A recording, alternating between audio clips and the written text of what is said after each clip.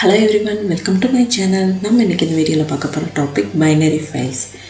Third previous year question papers பத்தி தான் இந்த வீடியோல நம்ம பார்க்க போறோம். ரைட்? எஸ். பைனரி ஃபைல் அப்படிங்கற கான்செப்ட்ல இருக்கிற ப்ரோகிராம்ஸை நம்ம எப்படி எழுத போறோம் அப்படிங்கறத தான் நம்ம வீடியோஸ் இப்ப பார்த்துட்டு வரோம். ரைட்? 2024 25 23 24 குரிய क्वेश्चन பேப்பர்ஸை நம்ம ஆல்ரெடி ப்ரீவியஸ் வீடியோவில் டிஸ்கஸ் பண்ணிட்டோம். ஸோ இந்த வீடியோவில் நம்ம டிஸ்கஸ் பண்ண போகிற பேப்பர் 2023-22 குரிய சாம்பிள் பேப்பர்ஸ் தான். இது சிபிஎஸ்சி அகாடமிக் வெப்சைட்லேருந்து நம்ம டவுன்லோட் பண்ணி எடுத்து அந்த சாம்பிள் பேப்பர்ஸை வச்சு தான் நம்ம டிஸ்கஸ் பண்ண போகிறோம். Okay, S. பைனரி ஃபைல் கான்செப்டை பற்றி உங்களுக்கு தெரியலை அப்படின்னா அதுக்கான வீடியோ நான் ஆல்ரெடி அப்லோட் பண்ணியிருக்கேன். ஸோ இந்த வீடியோ போய் பாருங்கள், உங்களுக்கு கிளியரான ஐடியா கிடைக்கும். அதை பற்றி நான் டிப்ஸையும் ஆல்ரெடி ஷேர் பண்ணியிருக்கேன். எனக்கு ப்ரோக்ராமே எழுத தெரியாது, எனக்கு கொஷினை அண்டர்ஸ்டாண்ட் பண்ண தெரியல மேம், ஆனால் எனக்கு இது கொஷினாக வருது, இதுக்கு நான் மார்க்கு ஸ்கோர் பண்ண முடியல, இதை நான் ஒமிட் பண்ணுற மாதிரி இருக்குது. ஸோ இந்த மாதிரி நிறைய டவுட்ஸ் உங்களுக்கு இருக்கா? இந்த வீடியோ போய் பாருங்கள், கண்டிப்பாக உங்களுக்கு ஒரு ஐடியா கிடைக்கும். ப்ரோக்ராம் எழுத தெரியாதவங்களுக்கு ஒரு எல்லா ப்ரோக்ராமிங் கொஷினுக்கும் ஸ்டாண்டர்டாக ஒரு சில லைன்ஸ் எழுதினாலே உங்களுக்கு மார்க்கு கிடைக்கும் அப்படின்ற ஒரு சூப்பரான டிப்ஸை நான் உங்களுக்கு சொல்லியிருக்கேன். மிஸ் பண்ணாமல் பாருங்கள். ரைட், டிப்ஸ் முடிஞ்சிடுச்சா? இப்போது 2023-22 சாம்பிள் பேப்பர்ஸில் கேட்ட ப்ரோக்ராம் ரைட்டப் ப்ரோக்ராம் கொஷினுக்கு நம்ம எப்படி ஆன்சர் பண்ணணும், அதோட மார்க்கிங் ஸ்கீமை பற்றி உங்களுக்கு கிளியரான எக்ஸ்ப்ளனேஷன் கொடுக்க போகிறேன். என்னோடய ப்ரீவியஸ் வீடியோவிலே மார்க்கிங் ஸ்கீம் பற்றி உங்களுக்கு ஃபுல்லாக சூப்பரான எக்ஸ்ப்ளனேஷன் கொடுத்துருப்பேன். மார்க்கிங் ஸ்கீமை பேஸ் பண்ணி நீங்கள் படிக்க ஸ்டார்ட் பண்ணால் மட்டும்தான் சூப்பராக மார்க்கை உங்களால் ஸ்கோர் பண்ண முடியும். ஏன்னா நிறைய பல்காக படித்தாலும் எந்த ஒரு யூஸும் இல்லை. மார்க்கிங் ஸ்கீமை எப்படி மார்க்கை ப்ரொவைட் பண்ணுவாங்கன்றதை நீங்கள் அண்டர்ஸ்டாண்ட் பண்ணி படிக்க ஸ்டார்ட் பண்ணுங்கள். உங்களுக்கு ஈஸியாகவே மார்க் வந்து கிடைக்கும்.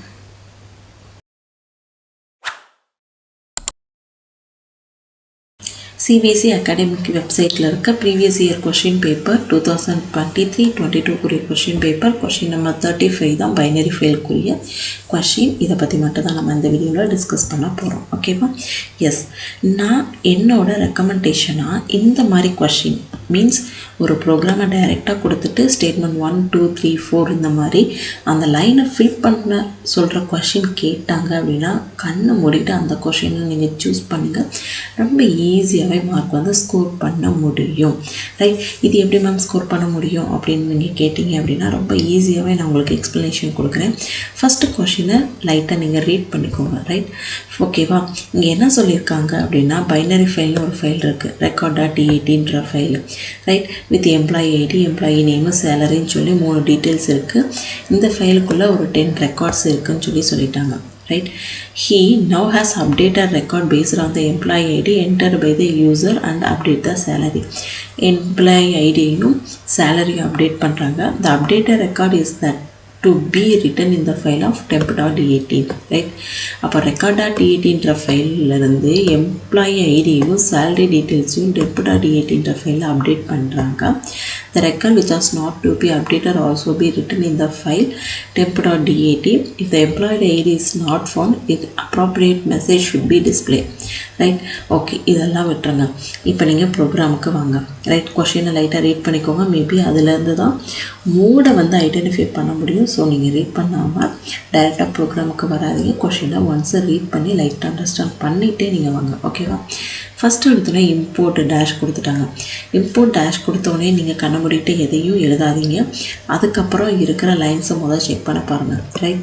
டெஃப்னு சொல்லி ஃபங்க்ஷன் நேம் வந்து கொடுத்துட்டாங்க. ஒரு ரெக்கார்டு எம்டி டிக்ஷனரி க்ரியேட் பண்ணியிருக்காங்க. ரைட்? ஃபைல் ஆப்ஜெக்ட் கொடுத்து ஓப்பன் கொடுத்து record.dat ஆர்பின்னு சொல்லி கொடுத்துருக்காங்க. இப்போ .dat. ரைட்? எப்போயுமே ஒரு டேஷுக்கு அப்புறம் இருக்க லைன்ஸை கொஞ்சம் ரீட் பண்ணி பார்த்துக்கோங்க. இந்த லைன்ஸ்க்கு முன்னாடி நம்ம டிஃபைன் பண்ணதுக்கப்புறம் தான். ரைட்? ஸோ இங்கே நெக்ஸ்ட்டு லைன்ஸை நம்ம அண்டர்ஸ்டாண்ட் பண்ணதுக்கப்புறம் தான் இங்கே நம்ம அவுட்புட்டை கிளியராக எழுதணும். ரைட்? ஓகே, இப்போ .dat அப்படின்றனால பைனரி ஃபைல். ஸோ பைனரி ஃபைலோட இன்புட் மாடியூல் என்ன அப்படின்னா பிக்கல். ரைட்? இதுக்கு எப்படி நீங்கள் ஆன்சர் எழுதணும் அப்படின்னா நம்பர் போட்டு மென்ஷன் பண்ணிங்க. ஸ்டேட்மெண்ட் 1ஓட அவுட்புட் வந்து பிக்கல் அப்படின்னு சொல்லி எழுதுங்க. அப்படின்னா தான் மார்க் கிடைக்கும். இதுக்கு 1 மார்க்கு. ரைட்.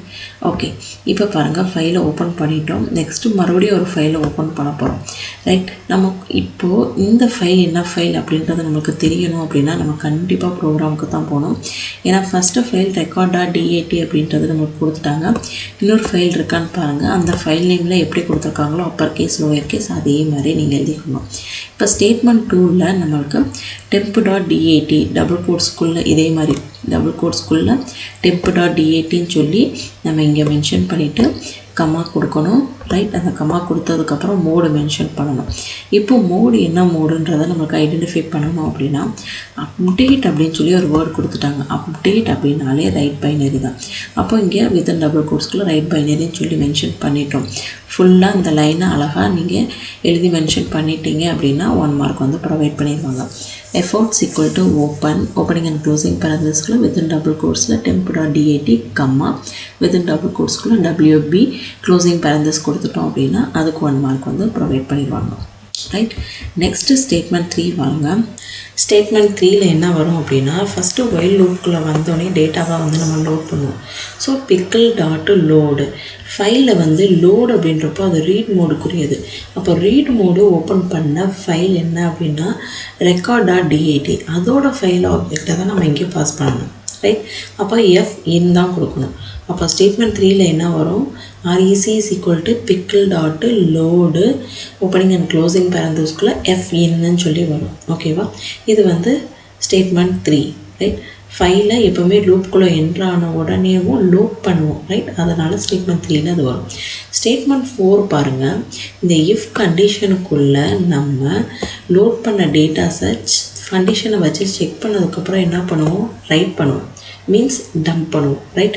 அப்போ pickle.dumpன்னு சொல்லி கொடுத்துட்டு ஃபைலோட ரெக்கார்டு எங்கே ஸ்டோர் ஆகிருக்கு? RECன்ற வேரியபிள். So REC, fout. ஏன் fout அப்படின்னா temp.datன்ற ஃபைல் தான் ரைட் மோடில் ஓப்பன் ஆகிருக்கு. ஸோ அதோட ஃபைல் ஆப்ஜெக்ட் fout. ஸோ foutன்னு சொல்லி நம்ம மென்ஷன் பண்ணணும். அப்போ ஸ்டேட்மெண்ட் 4ல் என்ன வரும்? pickle.dump ஓப்பனிங் அண்ட் க்ளோசிங் பேரந்தஸ்க்குள்ளே REC, fout அதே வேல்யூஸ் தான் இங்கே வரும். ஸோ எல்ஸ்லேயும் நம்மளுக்கு அதே வேல்யூஸ் தான் டம்ப் பண்ண சொல்லியிருக்காங்க. ரைட். ஸோ இந்த மாதிரி கொஷின்ஸை நீங்கள் ரீட் பண்ணும்போது டேஷுக்கு அதுக்கு அடுத்து இருக்க லைனை அண்டர்ஸ்டாண்ட் பண்ணதுக்கப்புறம் நீங்கள் ப்ரீவியஸ் லைனோட வேல்யூஸ் என்னவா இருக்கும் அப்படின்றத திங்க் பண்ணி பாருங்கள். ரைட். ஸோ உங்களுக்கு ஈஸியாக மார்க் வந்து ஸ்கோர் பண்ணலாம்.